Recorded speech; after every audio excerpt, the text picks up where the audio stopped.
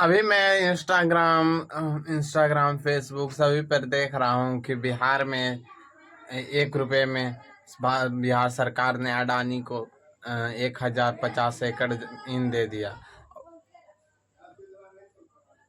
लेकिन कोई ये नहीं बताएगा कि ये नहीं बताएगा कि उसी अडानी को राजस्थान सरकार ने भी अपने इन्वेस्टमेंट के लिए जमीन दिया। केरल में पोर्ट बनाया अडानी ने ही, वहाँ पे भी इंडिया अलायंस का सरकार थे। तो देखिए, अगर आपको इन्वेस्टमेंट चाहिए तो आपको लिक्रेटिव बनाना पड़ेगा ये बिहार को, समझे। आपको टैक्स में छूट देना पड़ेगा। अब स्पेशल इकोनॉमिक जोन क्यों बनाया जाता है, वहाँ पर टैक्स फ्री क्यों किया जाता है, ताकि कंपनी वहाँ आके इन्वेस्ट किया जाए। अब गुजरात में गिफ्ट सिटी बन रहा है। सोचिए, गुजरात एक ड्राई स्टेट है, लेकिन गिफ्ट सिटी में आपको लिकर मिलेगा।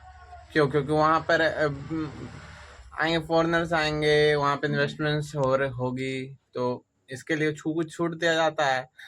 अगर आप छूट नहीं देंगे तो आपके पास क्यों आएंगे? इतने सालों से बिहार क्यों वंचित रखा गया इंडस्ट्रियलाइजेशन से? सिर्फ इसी कारण, क्योंकि हमने कुछ कंपनीज को कुछ ल्यूक्रेटिव ऑप्शंस दिए ही नहीं। हमने उन्हें कुछ बढ़िया छूट दिया ही नहीं। आप आंध्र प्रदेश में वेंकैया नायडू देखिए,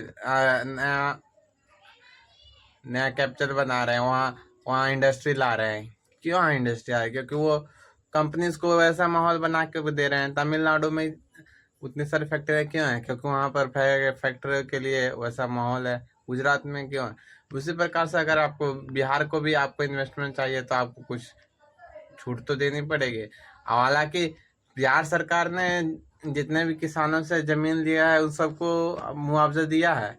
1 रुपए में अगर उसको लीज दे रहा है कंपनी को, तो इसका मतलब ये नहीं कि किसान से ही भी 1 ही रुपए में लिया गया है। ये बिल्कुल गलत बात है, समझे।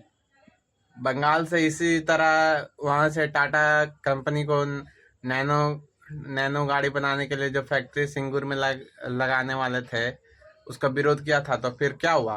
फिर गुजरात में नरेंद्र मोदी ने उसको लैंड अलॉट किया, वहां चली गई कंपनी और वहां रोजगार मिला वहां के लोगों को। अगर आपको इन्वेस्टमेंट चाहिए तो अगर आपको बिहार को आगे बढ़ाना है और भी इंडस्ट्री लाना है, तो उसके लिए एनर्जी चाहिए, एनर्जी के लिए पावर प्लांट चाहिए। और हालांकि उसने कॉम्पिटिटिव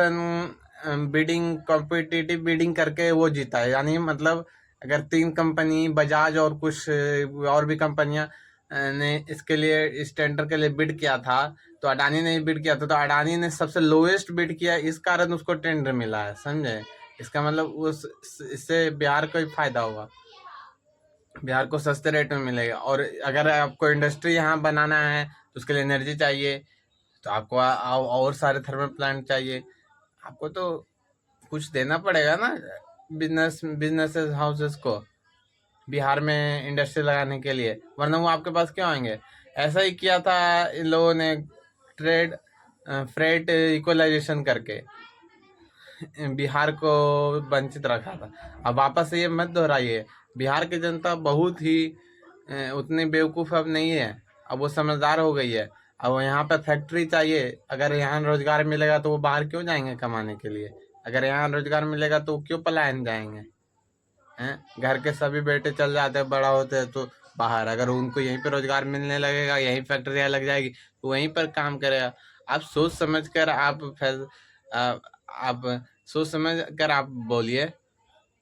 ऐसा नहीं कि बिहार को आप गरीबी में रखना चाहते हैं, ताकि आप गरीब हटाए के नाम पर वोट लीजिए। आप इसको बेहतर विकास की ओर लेके जाना नहीं चाहते, इंडस्ट्री लगाना नहीं चाहते। जब तक कोई भी अगर राज्य में इंडस्ट्री नहीं आएगा, वो आगे बढ़ ही नहीं सकता है, समझे। सिर्फ सरकारी नौकरी पीछे भागने से थोड़ी ना होगा, हैं। जब तक इंडस्ट्री नहीं लगेगा, कोई भी राज्य, कोई भी देश आगे नहीं बढ़ सकता। चाइना आज आगे क्यों है? चाइना में क्या सरकारी नौकरी है? नहीं, वहाँ पे उतने बिजनेसेस हैं, फैक्ट्रियाँ हैं, इसी कारण चाइना आगे है, समझे। बाकी आप समझदार हैं, कमेंट में बताइए आपकी क्या राय है इसके बारे में।